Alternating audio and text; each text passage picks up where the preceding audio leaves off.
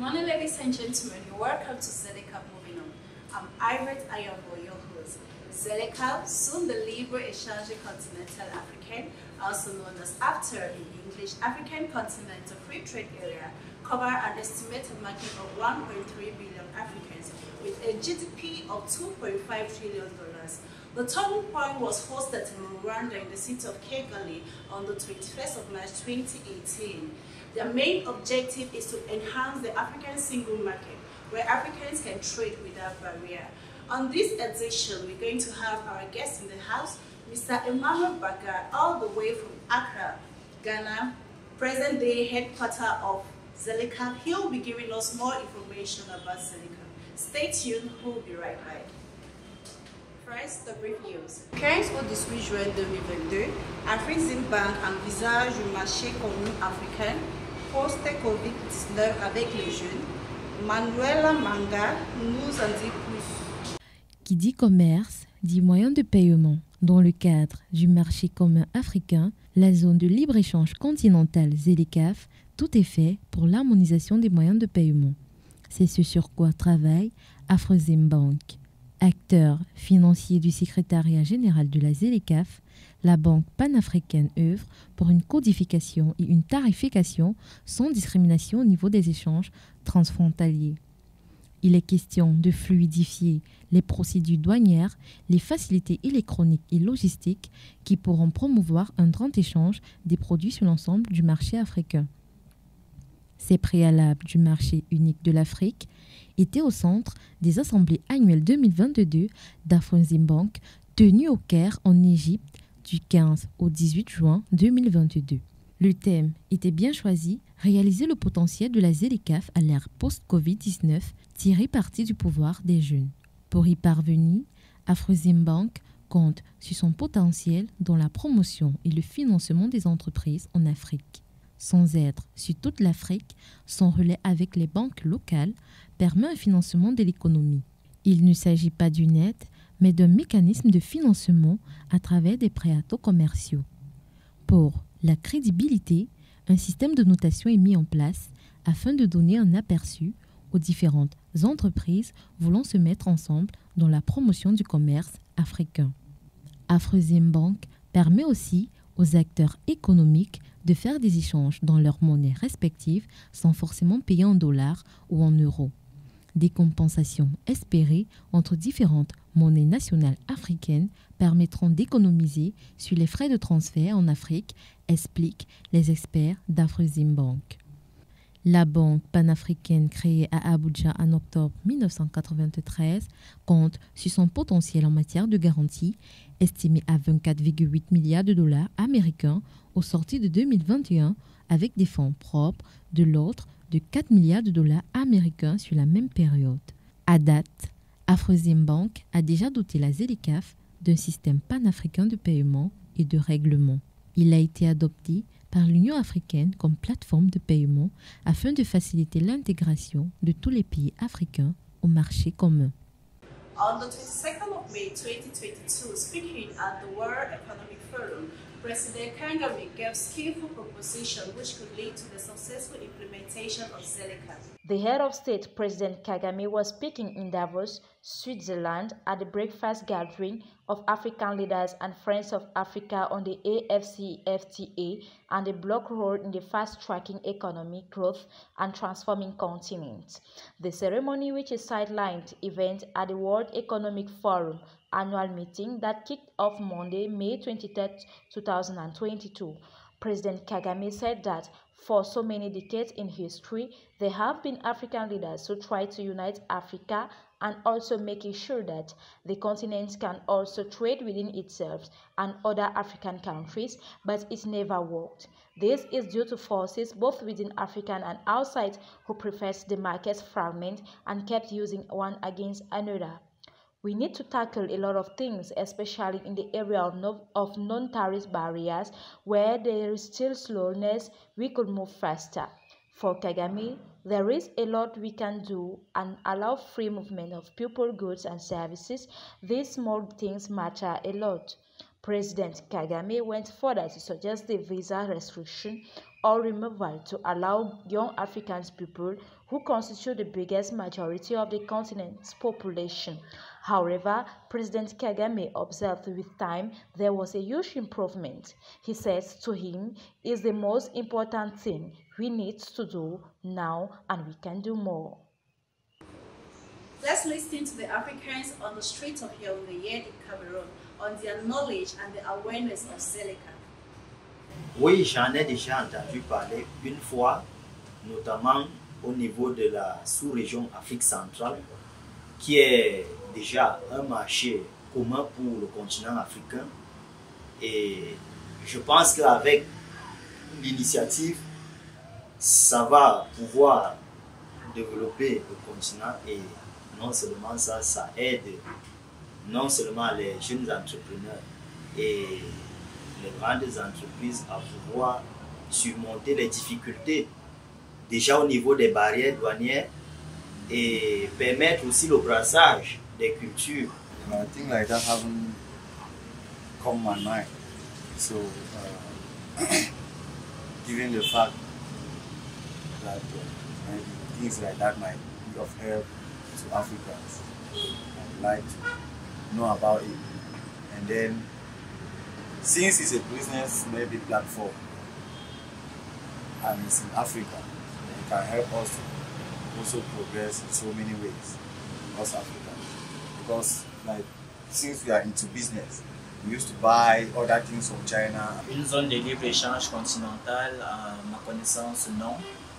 Mais je pense que si on devait la matérialiser et la mettre en place au profit de toute la population camerounaise et africaine, ce serait une très belle opportunité à en profiter, à faire en profiter à nos différentes populations. Nous l'avons annoncé au début de cette émission. Retrouvons notre consultant permanent, Mr. Emmanuel Baga, an expert in international trade specialized in market integration.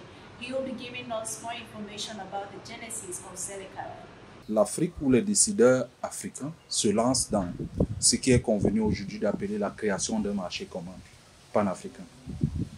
Mais je crois qu'il faut remonter le temps. Il faut remonter le temps et peut-être commencer avec l'année 1960, qui est une année charnière, n'est-ce pas, dans l'histoire de l'Afrique. Cette année-là, 1960, 17 pays africains, dont 14 colonies françaises, 17 pays africains sont devenus indépendants. Alors, je signale quand même qu'en 1957, eh bien, le Ghana était déjà devenu. Pourquoi j'insiste sur le Ghana? Parce que le Ghana va jouer un rôle important, n'est-ce pas, dans l'histoire de l'intégration de l'Afrique, et surtout, n'est-ce pas, au début des années 60. Alors, l'Afrique étant donc devenue indépendante au travers d'un certain nombre de pays en 1960, et il faut signaler que le panafricanisme va être inscrit à l'ordre du jour des discussions au niveau politique, économique et même social. Et très rapidement, deux groupes vont se former.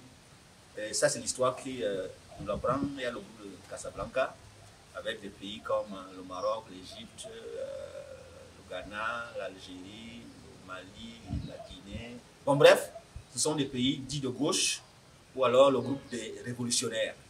Ce groupe-là, en réalité, s'est accaparé, j'allais dire, des idées de Kwame Nkrumah, le président ghanéen. Kwame Nkrumah veut les États-Unis d'Afrique et il les veut tout de suite et maintenant. En fait, c'est le jargon qu'il utilise lors des réunions. Il a bâti un programme, n'est-ce pas, qui prend en compte un certain nombre de piliers, une économie qui est commune à travers, n'est-ce pas, le marché commun. Je parle du marché commun parce que plus tard, on va en reparler. Comme Nkrumah parle d'une banque africaine, n'est-ce pas, avec une monnaie africaine, une banque centrale africaine avec une monnaie africaine. Il parle d'une diplomatie africaine, il parle d'une défense commune et évidemment, j'ai mis l'accent sur le marché commun. De l'autre côté, il y a un deuxième groupe qui est le groupe de Monrovia, avec des pays dits modérés. Là-dedans, on retrouve la plupart des pays francophones, le Cameroun, la Côte d'Ivoire, le Gabon, le Congo, la RDC et les autres. Ce groupe, n'est-ce pas, voit le panafricanisme d'une autre manière. Il a une autre vision.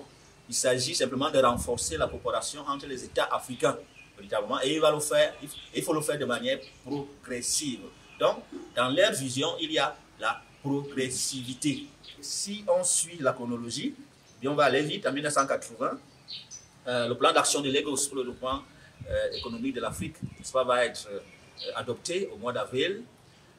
Simplement, s'il y a un petit détail, c'est que ce plan est adopté au moment où les programmes d'ajustement structurel se mettent en place, effectivement. Et le plan n'a pas pu être exécuté, il faut le dire. Plus tard, toujours au Nigeria, cette fois-là, à Abuja, eh bien, au mois de juin 1991, eh bien, les chefs d'État vont adopter le traité d'Abuja. Le traité d'Abuja a ceci de particulier qu'il a un cadre logique. Un cadre logique qui s'exécute sur 34 ans, en 6 étapes, avec, in fine, l'objectif de créer la communauté économique africaine. En réalité, c'est le traité d'Abuja qu'on est en train d'exécuter aujourd'hui. Il est entré en vigueur en 1994. En 2002, nous allons le voir, l'Union africaine va naître. L'Union africaine naît du fait que les textes de l'OEA ne sont plus tout à fait, j'allais dire, actuels et actualisés. Parce que beaucoup de pays, ou alors la quasi-totalité des pays, n'est-ce pas, sont devenus indépendants. L'apartheid a été évincé. Donc, ces objectifs qui étaient dans les textes, dans le traité de l'OEA, ne sont plus actuels. Il était donc question qu'on change. C'est comme ça que l'Union africaine va être, n'est-ce pas, en 2002. En 2015, plus loin, on verra qu'il y a l'adoption de l'agenda 2063, qui est une vision à partir de cette date-là, n'est-ce pas, du développement de l'Afrique pour les 50 prochaines années. Et ça, il faut le dire, l'agenda 2063 prend donc en compte, n'est-ce pas, la ZLECAf, la zone de libre-échange continentale africaine, comme l'un de ses projets piliers, l'un de ses principaux projets. Mais si on rentre un tout petit peu, j'ai envie de dire en arrière, il y a l'année 2010 qui doit être aussi mise en évidence, parce que les ministres du commerce africain et les experts se retrouvent et font le constat. C'est que en Afrique, en réalité, le commerce n'a pas beaucoup évolué. L'Afrique en est en ce moment-là à 3% du commerce mondial. Le plan du commerce central et régional, on est à 12%, alors qu'on le voit, ces indicateurs défilent, ils sont plus élevés pour les autres continents. En Europe, on en est à 70%, en Asie 60%, et en Amérique, on est à peu près à 55%. Donc l'Afrique est arriérée, n'est-ce pas, par rapport à ce constat. Il faut donc faire quelque chose. Et quand on regarde le cadre logique du traité d'Abuja, on se rend compte qu'il n'a pas prévu spécifiquement et précisément la zone de libre-échange continentale. Les ministres, les experts proposent donc aux chefs d'État de créer, donc de revenir aux fondamentaux et de créer la zone de libre-échange continentale. Et au mois de janvier 2012, les chefs d'État se retrouvent et adoptent la fameuse décision que vous connaissez, qui met en place une zone de libre-échange, n'est-ce pas, à l'horizon 2017. Et les choses vont s'accélérer. En 2015, au mois de juin, à Johannesburg, les chefs d'État vont lancer officiellement des négociations, n'est-ce pas, sur la création de la zone de libre-échange continentale. Et en février 2016, ces négociations commencent effectivement à Addis Abeba. Et le 21 mars 2018, eh bien, l'accord de Kigali, qui crée et met en place la zone de libre-échange continentale, est adopté par 44 pays. C'est un très bon score sur 55 que compte l'Afrique. 30 mai 2019, je compte souvent les mois comme je le dis, 1 an, 2 mois et 9 jours après, l'accord est entré en vigueur et peut être appliqué. Et au mois de janvier, 1er janvier 2021, en réalité, l'accord est réputé, les échanges commerciaux, n'est-ce pas, sont réputés avoir commencé. Ladies and gentlemen, now you know the history about ZLECAf. Stay tuned for more every Thursday. Let's build an African market together. Stay blessed.